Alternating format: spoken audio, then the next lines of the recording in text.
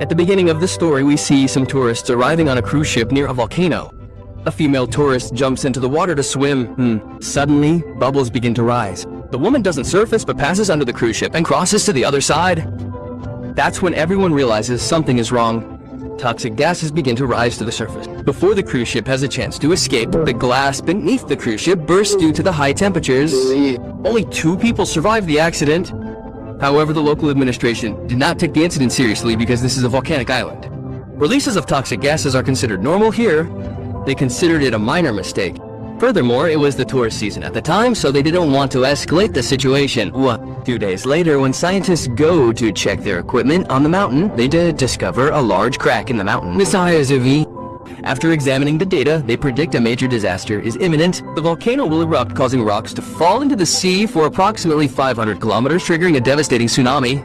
The 2 scientists report this to their supervisor and recommend an immediate evacuation of everyone on the island but the supervisor ignores them. He dismisses the new scientist, Lisa, as inexperienced. He didn't expect the next incident to happen so quickly. The next day, they go to the fissure site to collect data.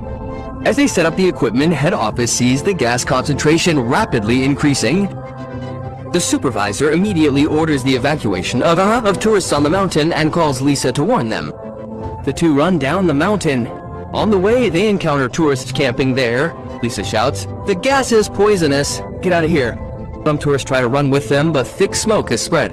Over the mountain, they lose their way. Lisa slips and falls unconscious. When she regains consciousness, she is in the hospital.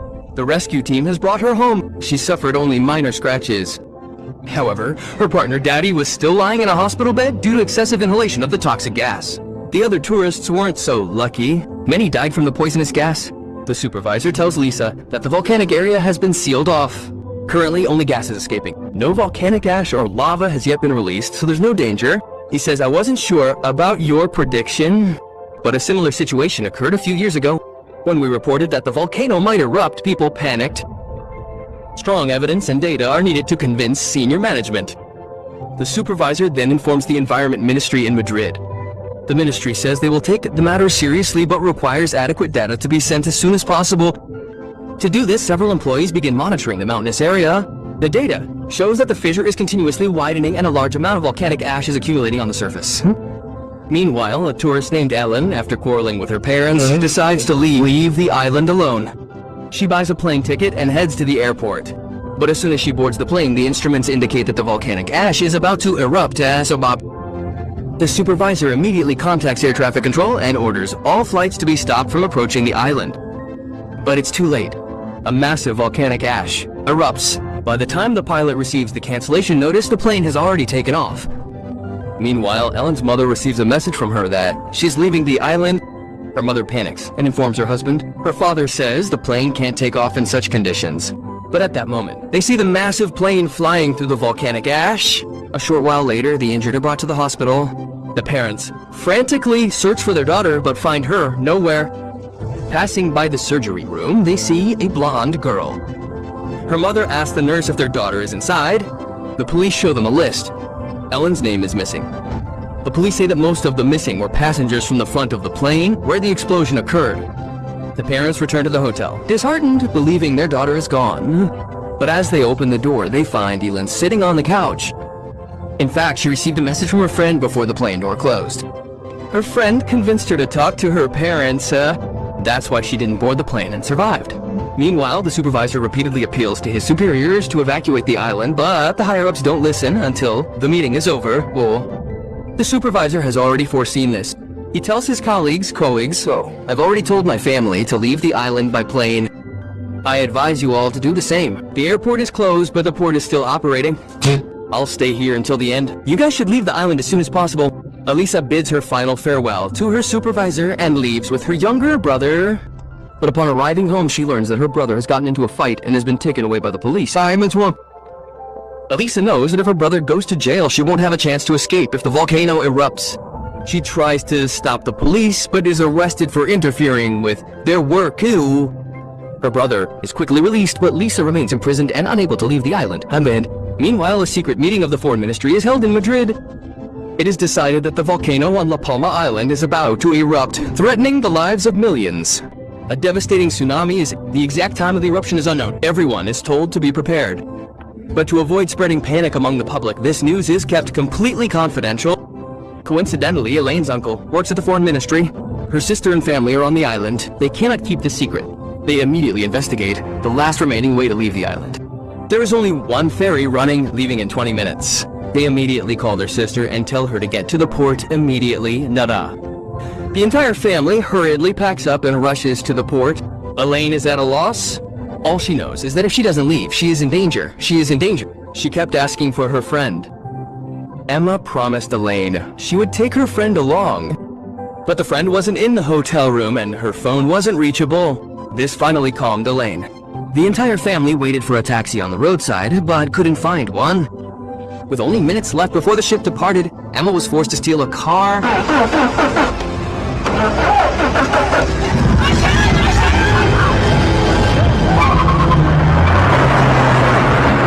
But when they arrived at the port, a row of cars blocked the way.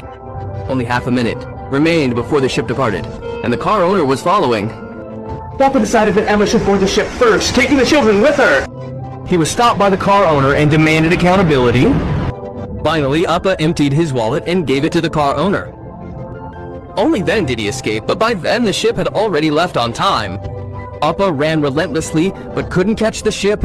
Frustrated, he watched his wife and children drift away. He went back and tried to rent a boat. But just then, the evacuation alarm sounded. The woman refused to rent him a boat. Then, they met a man from the next room. He had paid to book 2 seats on a private speedboat and took Appa along. As Appa boarded the speedboat, a loud explosion sounded behind them. A woman with her child pleaded for help. The boatman said the boat was full and couldn't take the woman. Kind-hearted Appa didn't notice. He got up and offered his seat to the woman and child. Meanwhile, Lisa's brother pleaded with the police to let the evacuation proceed. The alarm was ringing and everyone was running. Please let my sister go. But the policewoman insisted that even evacuation orders had to be followed. She wouldn't budge. Then another policewoman came running and shouted, "Lava has erupted from the mountain. This island is about to be destroyed. You're still on guard here." Only then did the policewoman realize the danger. She abandoned the prisoners, threw away the bunch of keys, and ran away. Lisa's brother took the keys and went down. After trying several keys, they both left the police station. When they looked outside, the entire mountain was being swept away by lava. The brother said he had an inflatable boat which he had rented while driving earlier. So, Appa, Lisa, and her brother ran towards the sea. As they hurriedly launched the inflatable boat into the water, the armed man they had left behind appeared with a gun and demanded they hand over the boat. Lisa and her brother had experienced the 2004 Thailand tsunami in which their parents were swept away while trying to save their brother.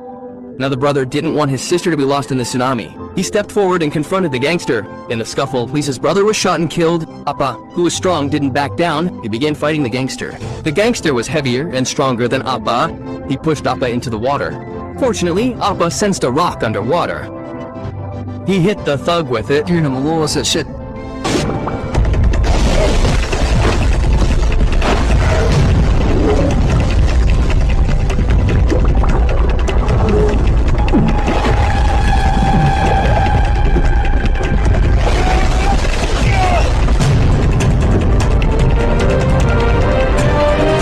Later, Appa picked up a gun and, taking Lisa with him, escaped. By that time, many people were waiting to flee. Having endured many hardships, Appa showed no mercy. He would shoot anyone who tried to approach him. Thus, Appa and Lisa took a boat and set off in search of safety. Meanwhile, Ellen told her uncle that her father hadn't been able to board the ship. He asked her to find a solution. The uncle contacted a tsunami wave expert. He hoped to use calculations to find a safe place where the tsunami could be contained. This could not only save the family, but also help other stranded people. After modeling and analyzing data, the expert determined that there was a spot behind the other island where 2 large waves would collide in a hollow sea bay, dissipating their force. This was the safe zone. Meanwhile, Ellen, her mother, and younger brother had reached the airport on the other island. Emma collected all 4 of their passports and claimed her husband was a little behind. This gave them 4 boarding wristbands. As they were about to board, Elin spotted her friend at the end of the line. She insisted on meeting her. Emma didn't want her daughter to be separated, but Elin promised she would return soon. Emma was forced to let her go. Elin went to her friend, gave her her father's wristband, and took it with her. Meanwhile, the supervisor and grandmother who had stayed at the end approached the volcano. They thought that if survival was now difficult, they should at least see the volcano erupt before they died. Paying tribute to their careers as geologists, the moment finally arrived. A massive crack formed, a large amount of land sank into the sea, a massive shockwave was generated on the ocean surface, reaching the other island. The people on the plane screamed in fear. Emma in particular was terrified. She hadn't yet seen Ellen on the plane. After careful consideration, she decided to take her son and go down to find Elaine. But as soon as she got off the plane, Elaine arrived with her friend. Thus the family was scattered in 4 different directions. Meanwhile, Apa and Lisa had reached the same island where his wife and children were. Huge waves were visible in the distance. Lisa estimated that it would take about 20 minutes for the waves to arrive. She said she would go get a car. Apa stayed put. Apa was almost having a heart attack with fear. His legs were shaking and he sat on the ground. At that very moment, a press conference was taking place at the Ministry of Foreign Affairs. Mama, defying his superiors, stood up at the conference and showed the coordinates of the safe zone. He appealed to the media to tell people that this was the only place to escape the tsunami. Soon, Appa received a message from his brother-in-law. He saw that the safe zone was right on the other side of the coast. He pulled Lisa over and told her to go there. Lisa was frozen with fear as she saw the 100-meter high wave approaching. Ipa shouted and coaxed her for a long time. The two took the speedboat and raced along the shore, the massive tsunami wave behind them as if in a race to the death. At that very moment, the plane was about to take off, but Ellen couldn't find her mother on her seat. Upon calling, she learned that she had deplaned. Now everyone was responsible for their own safety. Ellen told her mother that her uncle had found a safe area. They should quickly reach the coordinates. But where were the coordinates? Fortunately, her autistic younger brother was fond of drawing. While they were on the plane, he had drawn a map of the island and accurately recorded the coordinates. With the help of some ground staff, they took the car to the spot. The plane began to take off, but the runway behind it began to break. As soon as the plane lifted off, there was a violent jolt. The runway in front had already broken. The tsunami wave was very close. There was no hope of survival for those on the plane.